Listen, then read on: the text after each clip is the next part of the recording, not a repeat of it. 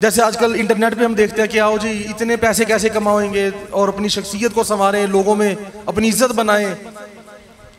ये जो motivational speakers हैं ये बेचारे, इनको पता नहीं हम क्या बयान कर रहे हैं, इसका मकसद क्या है।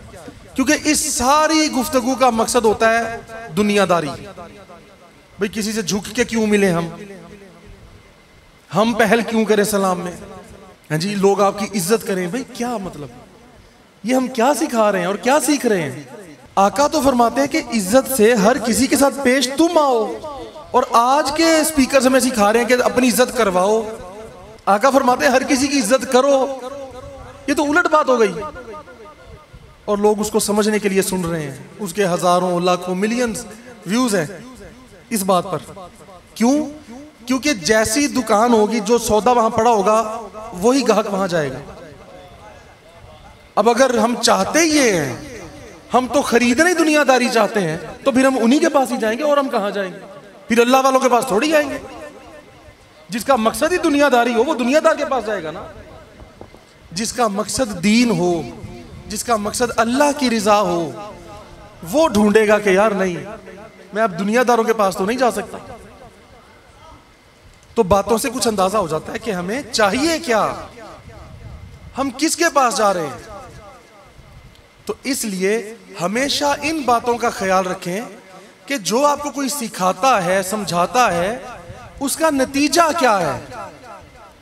क्या सारी गुफ्तगू का मकसद और लुबे लबाब जो है वो दुनियादारी है, वो अपनी अना, अपनी इज्जत बनाना, पैसा कमाना, इज्जत करवाना, अकड़ के चलना, यह मकसद है।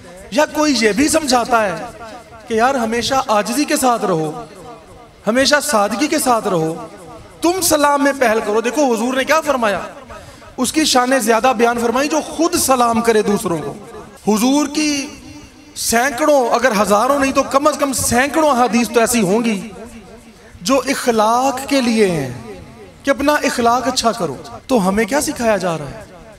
तो इसलिए हमने हमेशा यह देखना है कि हमें अगर कोई सिखा रहा है, कोई समझा रहा है, तो उसका मकसद है क्या, वो हमें कहां ले जाना चाहता है। इतना शऊर हर किसी को होना चाहिए। हर किसी को सुनते वक्त, बयानात सुनते वक्त, खिताबात सुनते वक्त, ऐसी जो स्पीचेस हैं वो सुनते वक्त हमें ये ख्याल होना चाहिए कि हमें कोई कहां ले जाने की कोशिश कर रहा है। तो अल्लाह वाले जो हमें इन चक्करों से निकाल कर, इन झमेलों से निकाल कर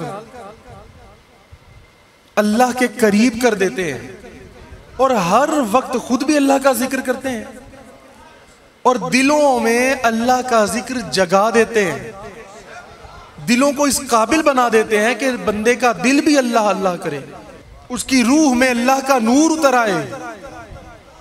जो अल्लाह करीम फरमाता है कि वो बंदे जो सांसों में मेरा जिक्र करते हैं, सांसों में।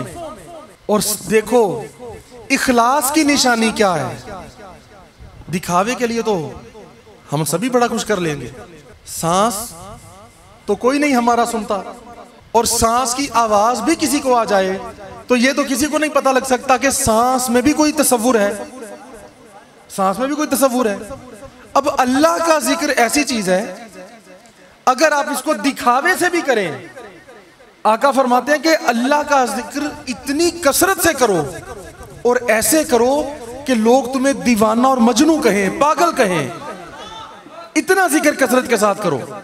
लेकिन सांसों के साथ जो जिक्र है, किसी को बताना ना, इसमें इखलास ज्यादा है, प्योरिटी ज्यादा है, क्योंकि इसमें दिखावा नहीं है।